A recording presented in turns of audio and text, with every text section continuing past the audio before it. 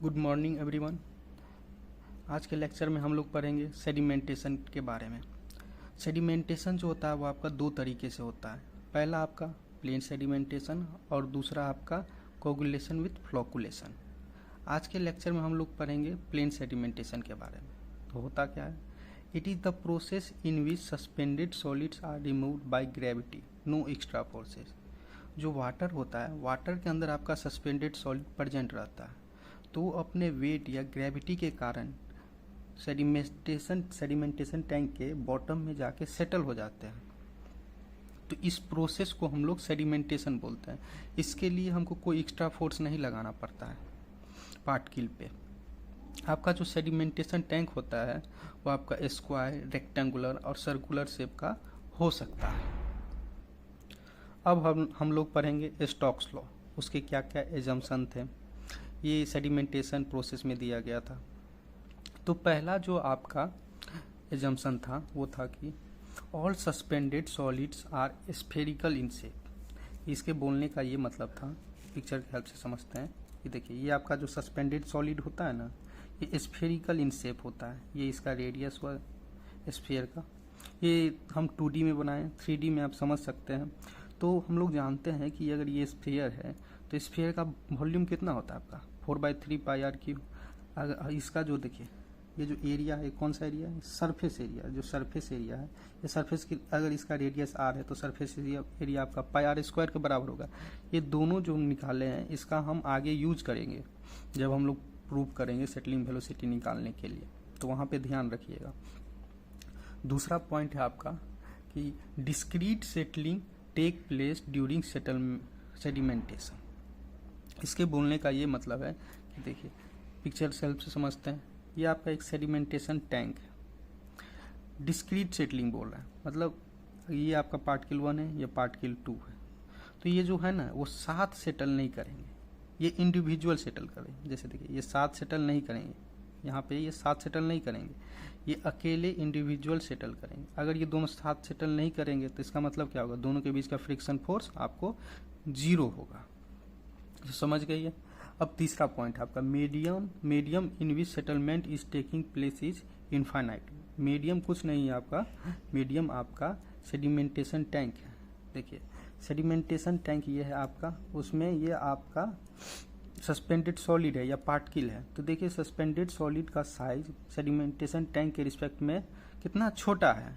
तो आप बोल सकते हैं कि सेडिमेंटेशन टैंक को इनफाइनाइट बोल सकते हैं। तो वही बोल रहा है कि मीडियम को वो लोग इनफाइनाइट बोले थे, स्टोक्स लॉ। ये था आपका स्टोक्स लॉ। अब हम लोग जो सेटलिंग वेलोसिटी का जो फार्मूला होता है उसको प्रूव करेंगे। तो देखिए, सबसे पहले एक पिक्चर के हेल्प से समझते हैं कि होता क्या है इसमें। तो देखिए, ये आपका सेडिमेंटेशन टैंक है। यहाँ से जब आपका वाटर आएगा, वाटर आया तो वाटर के साथ साथ क्या होगा? सस्पेंडेड सॉलिड भी होंगे। तो हम क्या करते हैं, यहाँ पे स्टॉप कर देते हैं वाटर को।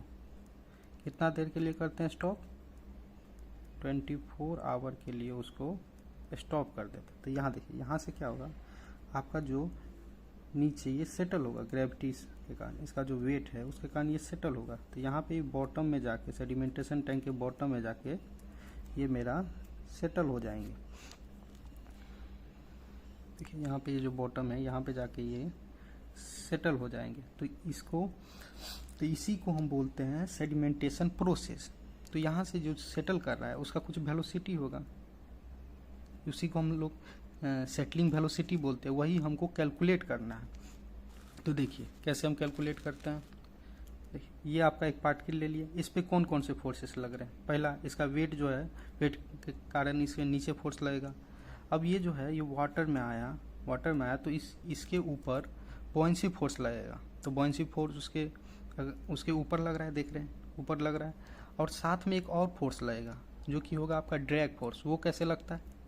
ये आपका सस्पेंडेड सॉलिड है और ये आपका वाटर है, दोनों के बीच फ्रिक्शन फोर्स लगता है। ये जो आपका सरफेस एरिया, यहाँ पे फ्रिक्शन फोर्स लगेगा। वो फ्रिक्शन फोर्स को ही हम लोग ड्रैग फोर्स बोलते हैं। वो उसका डायरेक्शन किधर होता है? आपका ऊपर की तरफ। इसको डिनोट किया जाता है FD से। तो चलिए अब हम लोग प्रूव करते हैं। तो हम लोग को एफ डी का फार्मूला जो होता है 1/2 C D rho W A V R square होता है। ये फार्मूला आपको जानना है, प्रूव करने का कोई ज़रूरत नहीं है। तो देखिए आगे फिर पढ़ते हैं हम लोग। यहाँ पे क्या क्या टर्म था। सी डी आपका कोफिशिएंट ऑफ ड्रैग है, रो डब्ल्यू आपका डेंसिटी ऑफ वाटर है, एरिया जो होता है वो आपका सरफेस एरिया होता है। जैसे ये पार्टिकल है तो ये जो एरिया है ये आपका सरफेस एरिया है। वी आर आपका रिलेटिव वेलोसिटी होता है। रिलेटिव वेलोसिटी का फार्मूला क्या होता है, velocity of particle minus velocity of water. Relative क्या होता है, दो चीज़ के बीच, पहला तो उसमें सेडिमेंटेशन टैंक में आपका पार्टिकल था और दूसरा क्या था, वाटर था। दोनों के बीच में जो वेलोसिटी का डिफरेंस है वही रिलेटिव वेलोसिटी होगा। और हम लोग जानते हैं कि वेलोसिटी ऑफ वाटर जो है वो 0 है, क्योंकि हम वहाँ पे रेस्ट में है, वाटर वहाँ प्रेजेंट है। तो V R equal to V P equal to V S. जो आपका देखिए हुआ कि आपका ये 0 हो जाएगा, तो वी आर आपका वेलोसिटी ऑफ पार्टिकल के बराबर हो जाएगा, जो कि पार्टिकल जो है वो सेटल कर रहा है, तो आपका सेटलिंग वेलोसिटी के बराबर हो जाएगा। अब हम लोग क्या करेंगे, समेशन ऑफ वर्टिकल फोर्सेस को हम लोग 0 कर देंगे। तो अब देखिए नीचे वाले फोर्सेस को हम पॉजिटिव ले रहे हैं, ऊपर वाले फोर्सेस को नेगेटिव ले रहे हैं।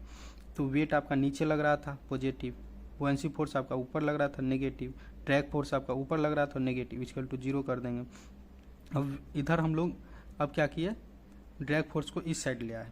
अब क्या करते हैं हम लोग, वेट ऑफ सॉलिड जो है उसको यूनिट वेट के टर्म में और वॉल्यूम के टर्म में लिखते हैं। तो हम लोग जानते हैं कि गामा इक्वल टू क्या होता है, gamma equal to weight upon volume होता है आपका।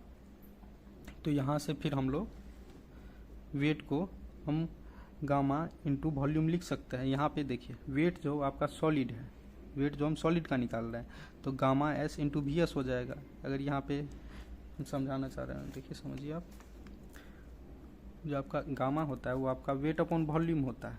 तो अगर हम रो एस गामा एस करेंगे तो W S upon V S हो जाएगा। तो यहाँ से डब्ल्यू एस जो हो जाएगा वो हो जाएगा आपका gamma S into V S. Same अगर आप gamma equal to weight upon volume होता है, अगर गामा डब्ल्यू करेंगे तो आपका हो जाएगा weight of water divided by volume of water. यहाँ से वेट ऑफ वाटर को हम क्या लिख सकते हैं, unit weight of water into volume of water. ये हम यूज करेंगे आगे, देखिएगा।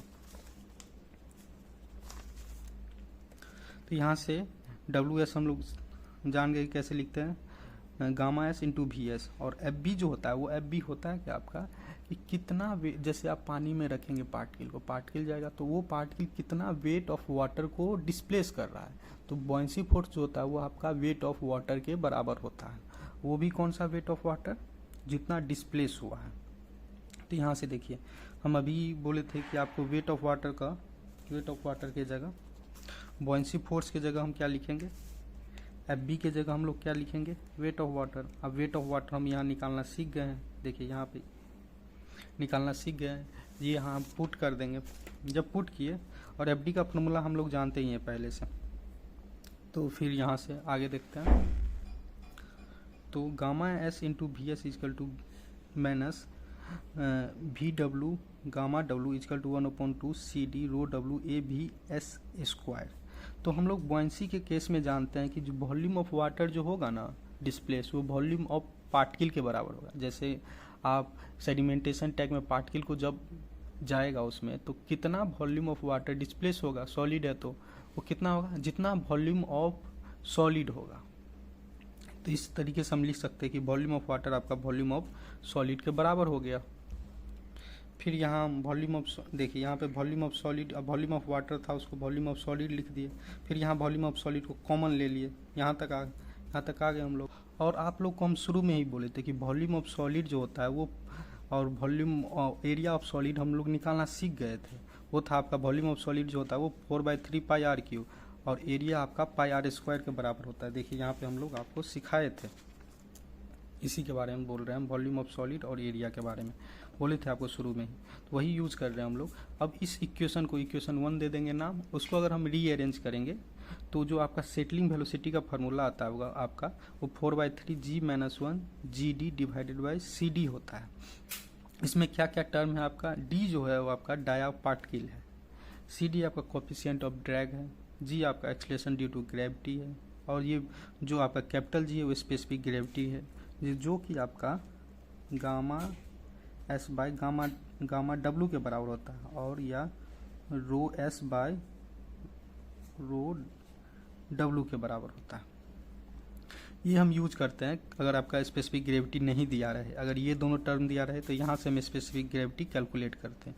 और वी एस होता है आपका सेटलिंग वेलोसिटी ऑफ पार्टिकल के बराबर होता है। अब हम लोग आगे क्या करते हैं, कुछ कुछ कंडीशन लेते हैं, उसमें हम सी डी का जो वैल्यू होता है ना वो अलग अलग पुट करते हैं। जैसे लेमिनार फ्लो में 24/RE करते हैं, और ट्रांजिशनल में और करते हैं, और टर्बुलेंट में हम लोग कुछ और करते हैं। तो ये आपका इसी फार्मूला का हम लोग आगे लेक्चर में यूज करेंगे। हम इस फार्मूला को इक्वेशन नंबर 2 भी बोल सकते हैं, हम लोग अगले लेक्चर में अगर होगा तो बोलेंगे भी। तो इसी फार्मूला का यूज करके हम लोग आगे कुछ और फार्मूला बनाएंगे जो कि हम लोग नेक्स्ट लेक्चर में पढ़ेंगे। यह आपका प्रूफ था कि कैसे हम लोग सेटलिंग वेलोसिटी को प्रूफ करते हैं, जो कि आपके कन्वेंशनल एग्जाम में बहुत बार पूछा जाता है। That's all for today, thank you. अगर आपको वीडियो अच्छा लगा हो तो चैनल को प्लीज़ सब्सक्राइब कर दीजिएगा। Thank you.